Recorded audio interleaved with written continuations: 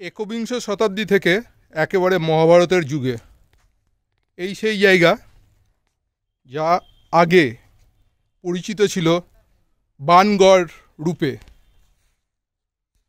বানগড় অর্থাৎ বান রাজার যে রাজত্ব সেটাকেই বানগড় বলা হয়। তখন মহাভারতের যুদ্ধ সবে শুরু হচ্ছে। কৃষ্ণের কাছ থেকে তার নাতি অনিরুদ্ধ এই বানগড়েই এসেছিলেন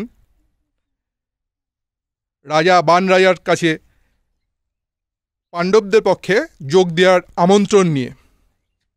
কিন্তু বান রাজা শিবের পূজারী ছিলেন, তিনি চাননি যে এই যুদ্ধে তিনি পাণ্ডবদের পক্ষে যোগ দেন। তাই তিনি তৎক্ষণাৎ তার ওই প্রস্তাব সমর্থন না করে তাকে বান রাজ্য থেকে চলে যেতে বলেন। কিন্তু অনিরুদ্ধ বান রাজার একমাত্র কন্যা উষার প্রেমে আবদ্ধ হয় এবং অনিরুদ্ধ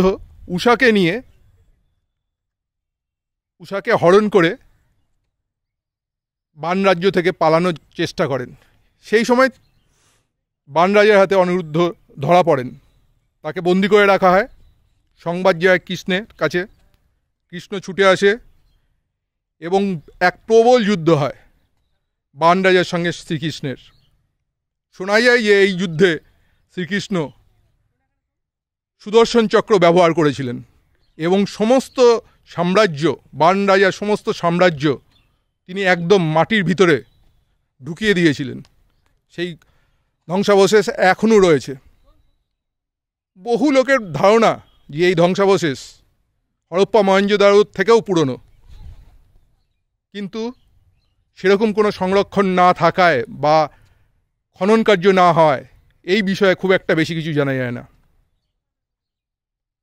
বান রাজার যে রাজত্ব সেইটা বর্তমানে সমস্ত গঙ্গারামপুর জুড়ে ছিল।